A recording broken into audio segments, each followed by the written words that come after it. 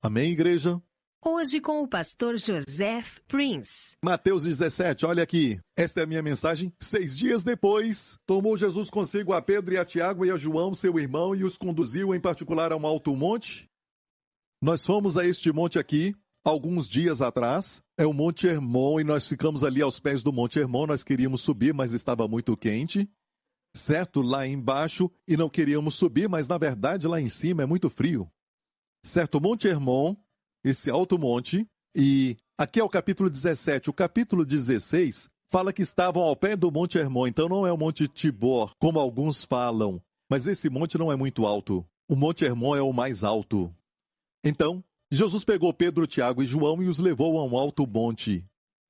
E a Bíblia diz que transfigurou-se diante deles e o seu rosto resplandeceu como o sol. Uau! E as suas vestes se tornaram brancas como a luz. Nos evangelhos sinóticos Mateus, Marcos e Lucas, todos eles falam da transfiguração. E todos três falam de diferentes aspectos e detalhes que um não tem, mas o outro tem. E tudo com propósito. Como, por exemplo, no evangelho de Lucas, que fala de Jesus como homem, diz que ele foi para um alto monte para orar. Lucas 9. E então, enquanto orava, a sua face mudou. Suas roupas brilharam. Ou seja, o evangelho do homem, Jesus como homem mostra um homem independente.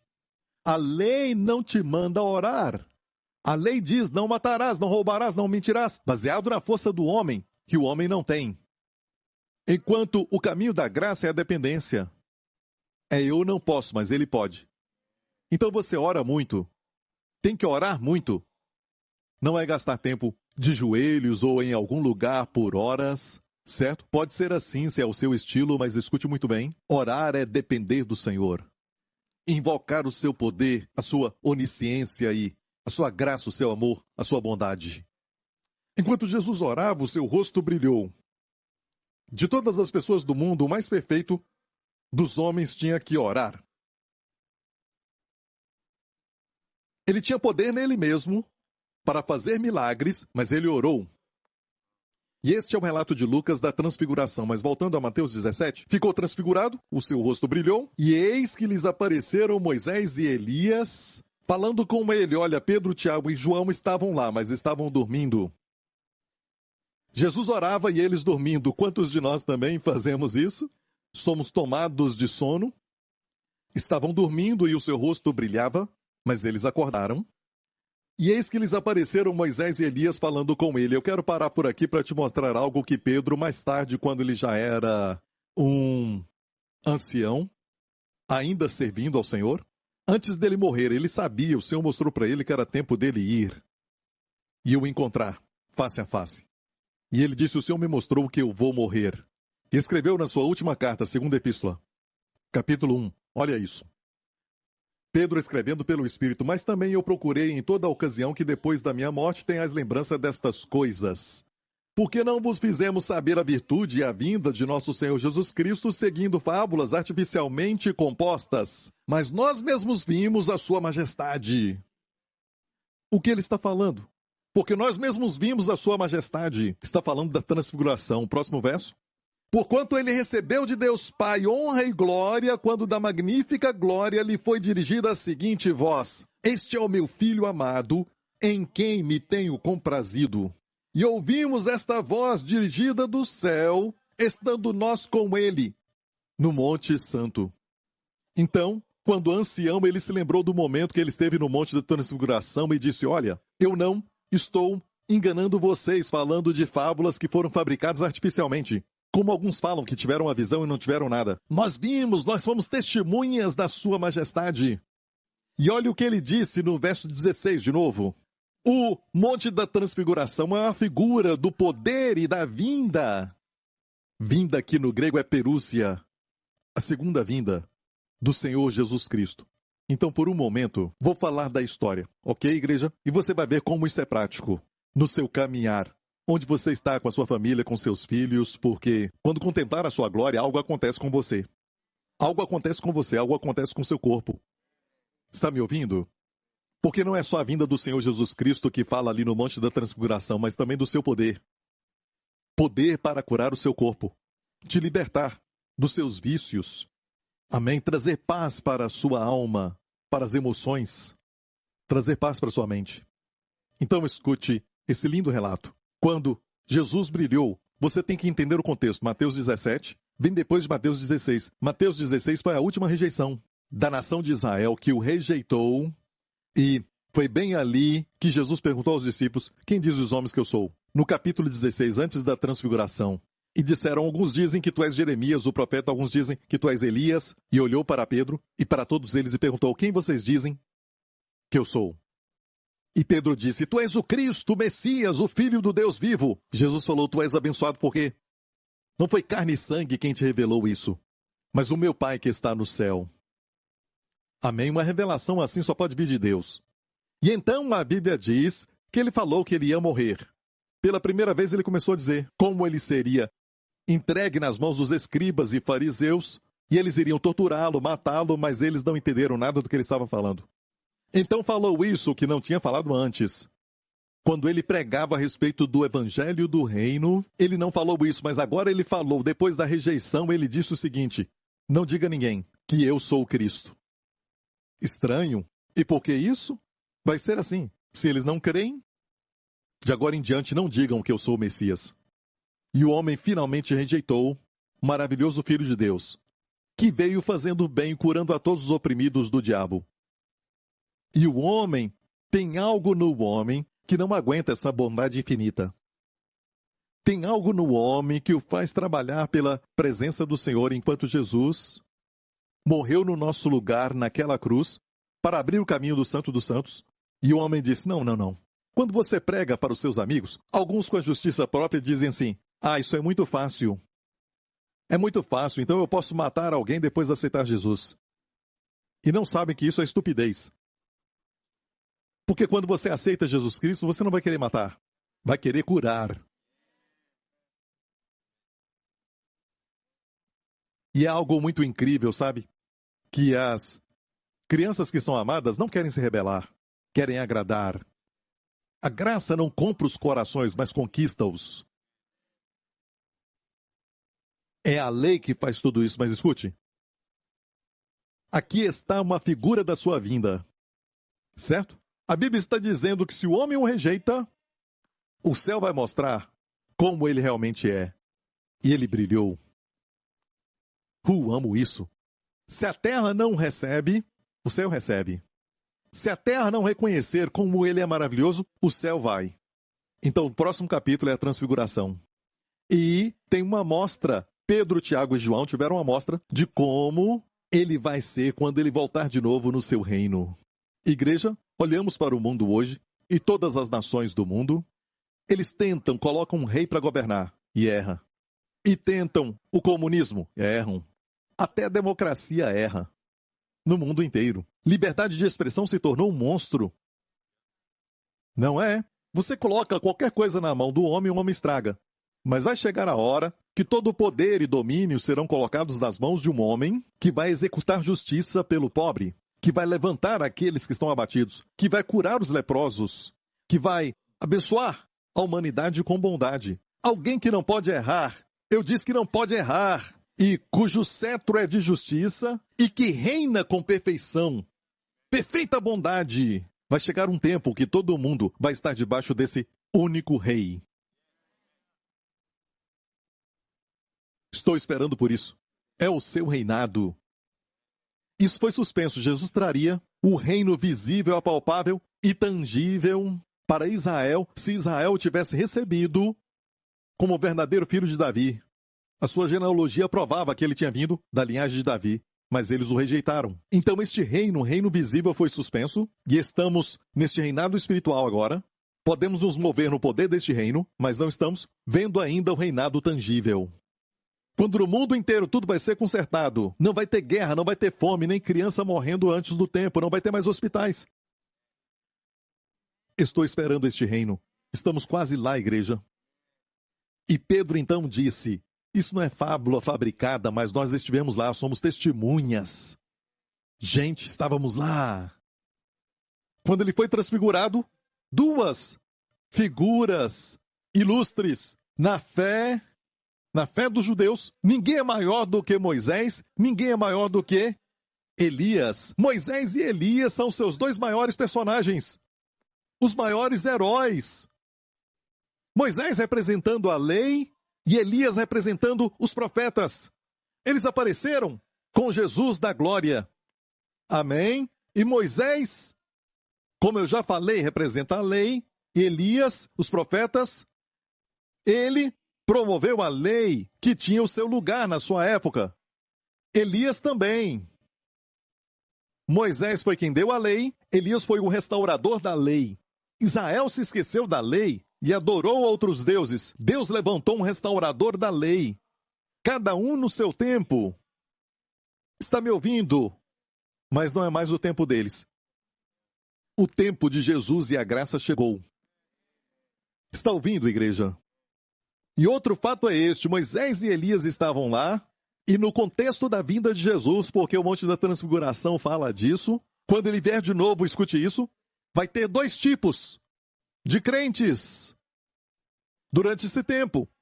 Moisés representa o crente que morreu e ressuscitou dos mortos. E você sabe que Moisés morreu com 120 anos de idade. Deus o enterrou. Ninguém sabe onde está a sua sepultura, porque Deus o enterrou. E você sabe que pelo fato de ele estar na montanha, certo? Quer dizer que Deus o ressuscitou. Então ele representa todos os crentes que quando Jesus voltar, talvez nem vai chegar amanhã se Jesus voltar hoje. Ele pode vir a qualquer hora e quando voltar, aqueles que estão mortos em Cristo serão os primeiros a receber um novo corpo e ressuscitar para sempre. Mas os que estão vivos, como nós, se ele vier amanhã, são tipificados por Elias, que nunca morreu. Elias foi levado com a carruagem de fogo no seu corpo. Ele nunca morreu. O homem que já viveu mais, na verdade, é Elias. Matusalém, na verdade, porque temos que falar no contexto da terra. Foi ele quem viveu mais. Mas eles tipificam aqueles que morreram e ressuscitarão primeiro, e aqueles que não vão morrer, vão estar vivos quando Jesus vier. E você vai ter um novo corpo, meu amigo, um corpo que nunca fica doente, que não envelhece, que não sente dor e nem sente tédio. E nunca mais vai dormir. Durante as pregações, no céu, porque lá vamos ouvir as mais lindas mensagens. Vamos ver Jesus, sabe, pregar toda quarta-feira à noite. Ok, a última parte é o que eu creio. Opinião pessoal, ok. Então, falando da vinda do Senhor Jesus Cristo, você entendeu isso? Certo, a Bíblia diz, no próximo verso, porquanto ele recebeu de Deus Pai honra e glória, quando da magnífica glória lhe foi dirigida a seguinte voz: este é meu Filho amado, em quem me tenho comprazido. Por duas vezes, Deus abriu os céus e publicamente declarou o seu prazer e alegria no seu Filho. A primeira vez foi no seu batismo. A segunda foi no Monte Hermon. Não muito tempo atrás eu percebi que essas duas ocasiões foi, na verdade, quando Jesus estava na parte mais baixo, a parte mais baixa do planeta Terra. Lugar mais baixo de todo Israel, não só Israel, mas do mundo inteiro, é a área do Mar Morto. Fica 1.400 pés abaixo do nível do mar. É dessa forma. O Monte Hermon fica mais de 10.000 pés, bem no alto acima do nível do mar. Nos dois lugares Deus falou: este é meu Filho amado, em quem me comprazo. Ou seja, no seu momento mais baixo, até a sua alta glória, ele é o prazer do Pai e o objeto do seu amor. O Pai se alegra nele, encontra prazer nele. E temos que aprender que, especialmente os nossos filhos, veja, ele recebeu do Pai honra e glória. Como? Quando o Pai disse: tu és meu Filho amado. Como damos aos nossos filhos honra e glória? Como podemos revesti-los como uma capa de honra e glória sobre eles? Antes de irem para a escola, como vesti-los de honra e glória? Com os nossos elogios. Diga assim: tu és meu Filho amado. Tu és especial para mim. Minha filha preciosa. Você é uma alegria para mim. Pastor Prince, sabe, ela fez algo muito errado. Eu não estou pronto para falar isso, mas no ponto mais baixo você tem que falar. Não só no momento de glória. Assim eles recebem honra e glória, porque quando Deus fez o homem, o coroou, literalmente, de honra e glória. Era como uma coisa que os cercava, e eles brilhavam com honra e glória, por isso os dinossauros obedeciam, que são muito maiores do que os homens, mas o obedeciam por causa da honra e glória, eles só tinham que falar, para trás, iam para trás, assenta-te, e eles assentavam. O homem tinha isso, domínio sobre toda a criatura, inclusive dinossauros, mamutes. Está ouvindo, igreja? O mundo está bagunçado por causa da queda do homem. A Bíblia diz que a criação geme. Quer dizer o quê? O leão ruge. Os macacos pulam. Certo? Esses animais, até os carnívoros, eram todos herbívoros. Só comiam plantas. Tudo está bagunçado. O homem caiu, a criação também. A Bíblia diz que a criação espera a manifestação dos filhos de Deus. Uma certa vez, os carnívoros não comiam os herbívoros. Sabe por quê? O único homem que ficou na terra na época estava fluindo com Deus. Isso foi na Arca de Noé. Na Arca de Noé, os únicos que ficaram foram Noé e sua esposa, os 3 filhos com suas esposas. Havia harmonia, até entre os animais, porque o povo lá era um povo de Deus. Isso foi uma pequena amostra, certo? Do reino que virá. E a Bíblia diz, em Isaías, diz assim, que as crianças vão poder brincar perto do covil das cobras, o covil das serpentes. Amém? O leão apacentará com o cordeiro. Nada vai ferir nem destruir no reino de Deus. Os mosquitos não vão picar mais, vão só tocar sinfonia.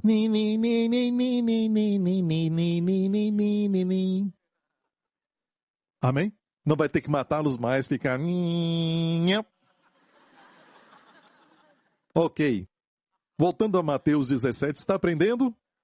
Aqui a Bíblia diz que Moisés apareceu e também Elias. Não se esqueçam, Moisés representa a lei e Elias o restaurador da lei. O que deu a lei, o que restaurou a lei apareceram? E são as 2 figuras mais ilustres do Antigo Testamento para o povo judeu. Como eles sentiram? Olha o que a Bíblia diz no próximo verso. Pedro agora acaba de acordar. Os 3 acordaram. Um outro evangelho diz que eles estavam dormindo. Naquele monte eles acordaram e Pedro disse o seguinte: disse a Jesus, Senhor, bom é estarmos aqui. Se queres, façamos aqui 3 tabernáculos, não pense num prédio. Não havia tempo para isso. Provavelmente foi na festa dos tabernáculos. Na festa dos tabernáculos, até hoje, o povo judeu, no final do ano, quando chega em setembro, outubro, eles têm a festa dos tabernáculos. Na verdade, é de grande alegria e de celebração mais do que as outras 7 festas. E durante essa festa eles faziam Sukkot. Era um abrigo temporário, feito de plantas, todo tipo de folhas, e ficavam fora da sua casa para comemorar quando eles estavam vivendo no deserto em abrigos temporários. E a Bíblia diz em João 1 que Jesus veio e diz, tabernaculou conosco. Jesus veio e habitou entre nós. Ele nasceu na festa dos tabernáculos. Você entendeu isso? Você o vê agora? E quanto mais o vê, algo acontece com você.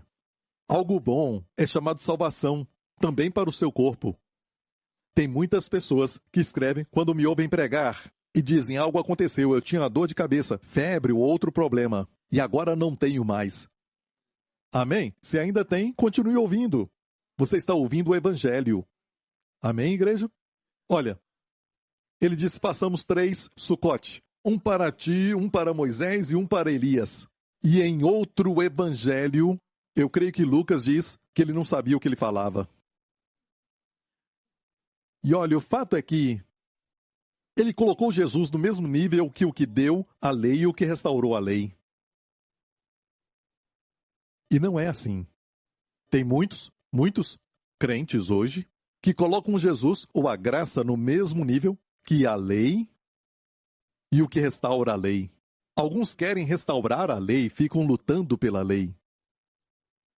E, olha isso, Deus o Pai não gosta disso. Olha o que acontece no próximo verso. E estando ele ainda a falar, eis que uma nuvem luminosa os cobriu. E da nuvem saiu uma voz que dizia: Este é o meu amado filho, em quem me comprazo. Escutai-o. Singular, não escutai-os. Moisés estava lá. Elias estava lá. Eles não têm nada a falar? Não. O tempo deles acabou. A lei serviu o propósito de mostrar para o homem que ele não consegue. Os profetas levaram o homem a Deus, serviram o seu propósito. É o tempo da graça. É o tempo do Filho de Deus. Não mais os servos de Deus, mas o Filho de Deus. Está ouvindo, igreja? Que escolheu ser um servo. Mas só porque ele escolheu ser um servo, não se esqueça. Ele é o Filho de Deus. Posso ouvir um amém? E aqui uma nuvem luminosa. Nuvem luminosa é a glória Shekinah, aquela que aparecia no Santo dos Santos no templo, agora os cobriu. E isso é incrível, porque a lei e os 10 mandamentos, quando foram dados em um outro monte, a Bíblia diz que tinha uma nuvem escura. Mas com Jesus, ela é luminosa. Uma nuvem para condenar, a outra nuvem para revelar a sua justiça. Olha, você sabia que tem outras referências sobre isso aqui? Quando fala de Moisés e Elias? Isso está em Romanos 3, vamos ver isso. Por isso nenhuma carne será justificada diante dele pelas obras da lei, Moisés. Porque pela lei vem o conhecimento do pecado. Aqueles que defendem e falam em trazer a lei não percebem que pela lei não vem o conhecimento da santidade. Eu repito, pela lei não vem o conhecimento da santidade, mas o conhecimento do pecado. Não é o conhecimento de Deus.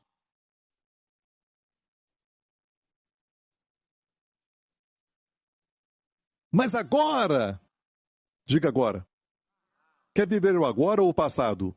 Você quer a última revelação de Deus? A última revelação de Deus é a graça. E essa última revelação veio pelo Filho. Não há outra revelação. E diz, mas agora se manifestou sem a lei, a justiça de Deus, sem a lei. Não é assim, Deus te dá o dom da justiça, mas ainda tem que cumprir a lei. É sem a lei.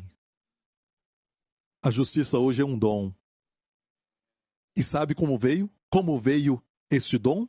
Teve o testemunho, tendo o testemunho da lei e dos profetas. Uau! Até a lei disse amém para o dom da justiça. Até os profetas disseram amém. Ou seja, a lei aqui é Moisés e os profetas Elias. Ambos testemunharam da graça. É o que você tem que ouvir hoje. O Filho de Deus é aquele que você deve ouvir hoje. Está entendendo? Pedro, Tiago e João, eu já falei antes. O nome de Pedro é pedra, Tiago, Yaakov em hebraico quer dizer suplantador, ou trocar. João quer dizer Yohana, que é a graça de Deus. A pedra foi trocada, suplantada pela graça de Deus. Quando Jesus desceu deste monte, as multidões correram para ele, as multidões foram até ele. Tinha algo na sua face. A glória estava lá ainda, mas quando Moisés desceu do monte, o seu rosto brilhava também, mas era uma glória que diminuía. Não o esplendor que sempre aumentava na face de Jesus. Quando ele desceu, Moisés desceu e o povo correu dele. Porque a sua face, com a glória do Senhor, dizia: você pecou, você pecou, você pecou. E a alma que pecar morrerá. A maldição virá a ti. Deus visitará o seu pecado até a 3ª e 4ª gerações, os seus filhos e os filhos dos seus filhos. Isto é a glória de Moisés. A glória do filho era assim, quando ele desceu, o seu rosto dizia: você peca, mas o meu sangue remove os seus pecados. Essa glória quer dizer que você vai estar comigo na glória e o pecado não vai mais existir. O meu sangue removeu os seus pecados. Por isso a multidão veio. E disse: escutai-o. Pedro, Tiago e João. Escutai-o, não eles. Escutai-o. New Creation Church. Escutai-o. Os que assistem, escutai-o. Escutai-o. A lei foi dada por Moisés, mas a graça e a verdade vieram por Jesus Cristo. Escutai-o. Escute a voz da graça.